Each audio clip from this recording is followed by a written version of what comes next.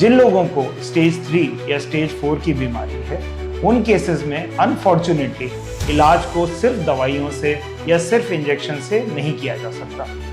इस स्टेज पे जब बीमारी पहुंच जाती है तो आपको हिप रिप्लेसमेंट ऑपरेशन की जरूरत है। हम वो कूल्हे की डैमेज बॉल को हटा देते हैं और उसकी जगह एक आर्टिफिशियल हिप को लगा देते हैं, जिसमें एक बॉल होती है, एक सॉकेट होता है और एक जांघ की हड्डी में जाने वाला स्टेम होता है।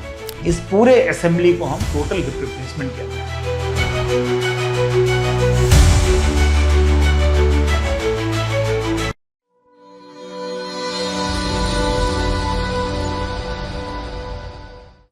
क्या आपको पिछले कई महीनों से कूल्हे में दर्द बना हुआ है, लेकिन आपको कूल्हे में कोई चोट नहीं लगी थी?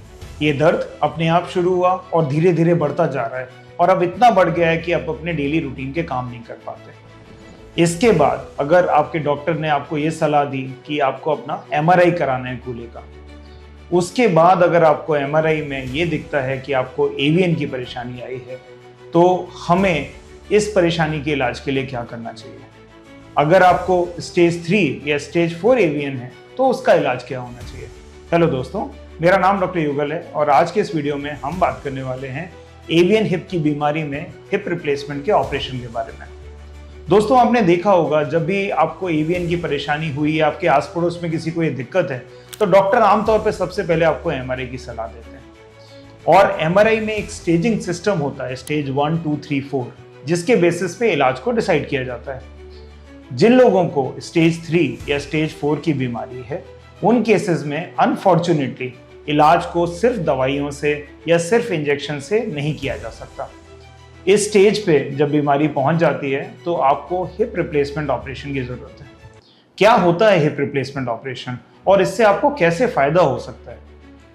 अगर हम एवीएन की बीमारी को समझें तो उसमें जो आपका बॉल एंड सॉकेट जॉइंट है, उसमें जो बॉल है कूल्हे की, अब वो खराब हो गई है, डैमेज होने की वजह से एकदम फ्लैट हो गई है। इस केस में जब भी आप चलते हैं या कूल्हे में कुछ भी मूवमेंट करते हैं तो उससे दर्द होता है। तो क्या करें कि ये दर्द खत्म हो जाए?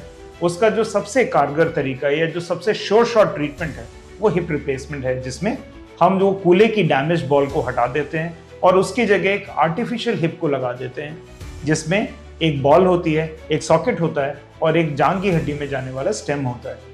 इस पूरे असेंबली को हम टोटल हिप रिप्लेसमेंट कहते हैं। इस ऑपरेशन के बाद आपका, क्योंकि जोड़ जो खराब था अब वो रिप्लेस होकर एक नए जोड़ से रिप्लेस कर दिया गया है, तो जो पेन है वो खत्म हो जाता है और अपनी जो रूटीन एक्टिविटी है जो पहले आप नहीं कर पाते थे, वो सारी एक्टिविटी फिर से कर पाते हैं। कूल्हे की इस ऑपरेशन के बाद आपको क्या करना है और क्या नहीं करना, चलिए इस बारे में भी बात करते हैं। तो हिप रिप्लेसमेंट के ऑपरेशन के बाद आमतौर पर यह सलाह दी जाती है कि पहले 1 से 1.5 महीने आप चलने के लिए या तो वॉकर का इस्तेमाल करें या तो छड़ी का इस्तेमाल करें, और जैसे जैसे आपकी मांसपेशियों में स्ट्रेंथ आती जाती है वैसे धीरे धीरे आप फिजियोथेरेपी की मदद से इंडिपेंडेंट चलना शुरू कर पाते हैं। 3 या 4 महीने के अराउंड आप अपनी नॉर्मल वॉक्स फिर से शुरू कर पाते हैं। 6वें 7वें महीने के बाद आप फिर से दौड़ भाग वाले काम भी शुरू कर सकते हैं। लेकिन हिप रिप्लेसमेंट के ऑपरेशन के बाद कुछ चीज़ें हैं जिनके लिए हम मना करते हैं। जैसे आपको ये बताया जाता है कि आप ऑपरेशन के तुरंत बाद पैरों को क्रॉस करके ना बैठें, पालती लगा के ज़मीन पे ना बैठें, बहुत नीची जगह पे उकड़ू होके ना बैठें। ये सब करने से आपका जो नया हिप जॉइंट है उसके ऊपर बहुत प्रेशर पड़ता है और कूल्हे के डिसलोकेट होने के चांसेस होते हैं। इसलिए आपको पहले के 1-2 महीने में वो सारे प्रिकॉशंस लेने की ज़रूरत है जो आपके ऑर्थोपेडिक डॉक्टर या आपके फिजियोथेरेपिस्ट आपको बताएं।